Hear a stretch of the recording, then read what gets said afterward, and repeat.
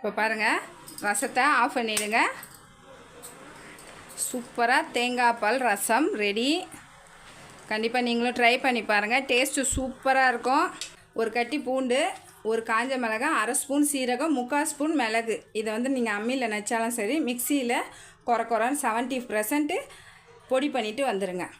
கடுகு, வெந்தயம், மிளகாவை கிள்ளி போட்டுக்கோங்க. கருவேப்பிலை போட்டுக்கோங்க. கையிலேயே நசுக்கி வச்சுருக்கேன், அதை சேர்த்து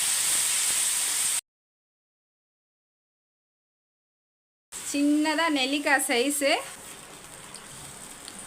புளி தண்ணி மிக்சி ஜாரில் நம்ம அரைச்சோம்ல, அதில் கலந்து இதில் சேர்த்துருக்க.